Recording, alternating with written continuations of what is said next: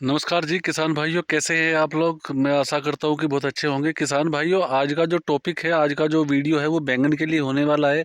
Specially बहुत knowledgeful वाला video है। बहुत किसान भाइयों ने मुझके पास क्वेरी डाली थी। वो बोल रहे थे कि विकास भाई, आप फल फ्लावरिंग के लिए शॉर्ट वीडियो बनाते हो, उसमें बहुत पूरी डीपली नॉलेज नहीं मिल पाती हमको, तो इसलिए आप थोड़ी सी लंबी वीडियो ज़रूर बनाएं, क्योंकि हमें इसका पूरा का पूरा मेथड समझ आना चाहिए कि भाई कैसे क्या हो सकता है। तो किसान भाइयों, आज उसी उन्हीं किसान भाइयों को उन बातों को ध्यान में रखते हुए मैं वीडियो यहाँ पर बना रहा हूँ, और किसान भाइयों समझाने की कोशिश करूँगा कि आपके खेत में जो आपका पौधा है, बैंगन का जो पौधा है, वो ग्रो अच्छा कर रहा है, सब कुछ बढ़िया हो रहा है, लेकिन उस पर फ्लावरिंग पूरी तरीके से नहीं आ पाती। क्या उसके रीज़न होते हैं, क्या उसके रीज़न नहीं होते, क्या हम उसमें कर सकते हैं जिस वजह से हम उसको फ्लावरिंग में अच्छे तरीके से तब्दील कर सके पौधे को, यानी कि जो उसकी फ्लावरिंग है वो बहुत अच्छे तरीके से आए और उसका फ्रूट बने, और फ्रूट बनने के बाद जब वो फ्रूट मैच्योर हो, यानी कि जब वो फ्रूट बड़ा हो जाए, बैंगन बड़ा हो जाए, जब आप तोड़कर मार्केट में लेके जाए, तो आपको मुनाफा बहुत अच्छा हो जाए। तो किसान भाइयों, आज इसी बारे में हम बात करेंगे। थोड़ा डीपली नॉलेज देने की कोशिश करूंगा मैं इसमें। किसान भाइयों, जो उनकी क्वेरी थी, तो मैं डायरेक्टली उसी क्वेरी पर आता हूँ कि फ्रूट्स में जो आते हैं, जब तक फल पूरा प्रॉपर नहीं बनेगा, तो उसमें जो फूल आने हैं, जो फूल ही नहीं है तो फल कहाँ बन जाएगा। तो सबसे पहली बात है कि खेत के अंदर फूल आना चाहिए, बहुत आना चाहिए, वही ज़रूरी है। तो किसान भाइयों, बिल्कुल टेंशन लेने वाली बात नहीं है। आज ही मैं उस बारे में पूरी तरीके से आपको समझाने की कोशिश करूँगा। किसान भाइयों, आपका पौधा लंबा हो रहा है, चौड़ा हो रहा है, शाखाएँ बढ़िया हो गई है, लेकिन प्रॉपर तरीके से फूल नहीं आ पा रहा, तो उसके लिए आपको मार्केट में जाना है।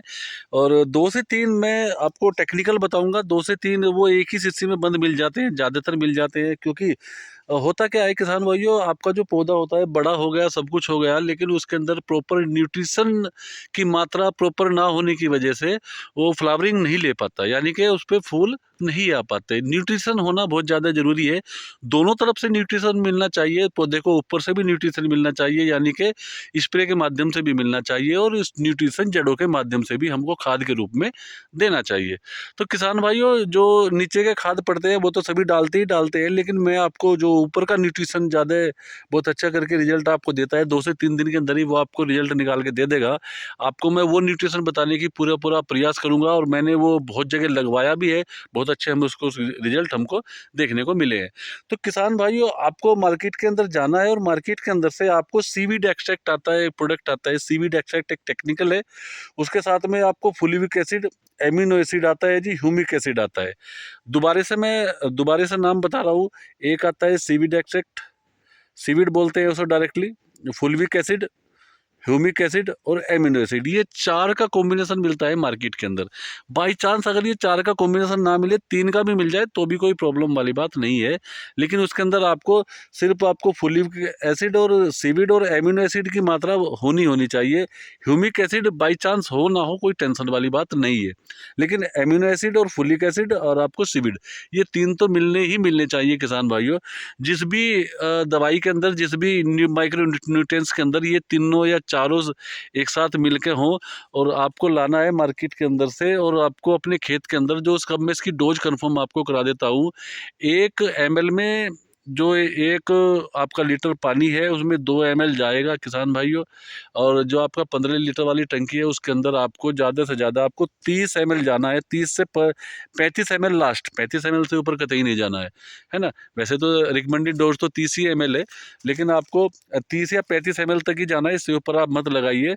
और जैसे ही आप लगाएंगे, एक चिप को जरूर लगा लीजिए इसके साथ में किसान भाइयों, तो आपको पता चलेगा। जैसे ही आप स्प्रे करके आ जाएंगे और 2 दिन बाद खेत को जाके देखेंगे, तो फ्लावरिंग आपको ऐसी देखने को मिलेगी किसान भाइयों, कि आप यकीन नहीं कर पाओगे कि इतना फल फूल एकदम, इतना फल एकदम फूल मतलब आ कहाँ से गया खेत के अंदर। ये तीनों जो मैंने आपको बताया है, सीविड है ना जी, आपका फोलिक एसिड, और आपका सीविड है, और आपका एमिनो एसिड है, और साथ में अगर उसके साथ में ह्यूमिक एसिड भी मिल जाए, प्लस हो जाए, तो वो सोने पे सुहागा है जी।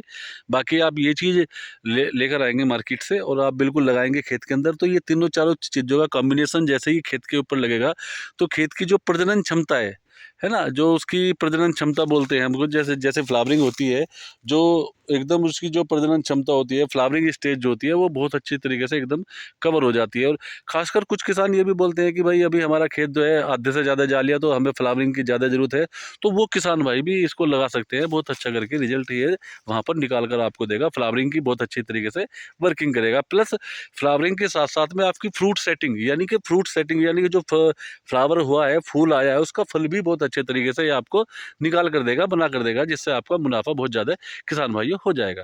तो किसान भाइयों, अगर आपकी भी यही समस्या थी तो आपको ये कॉम्बिनेशन ज़रूर लगाइए। बाकी कोई भी कीट पतंगा आपके खेत में आ रहा हो तो आप मुझको कमेंट कर सकते हैं जी, मैं आपको पूरा सोल्यूशन देने की कोशिश करूँगा। तो चैनल पर अगर आप नए हैं तो चैनल को सब्सक्राइब जरूर कर लीजिए। मिलते हैं जी एक नई वीडियो के साथ। बहुत बहुत धन्यवाद।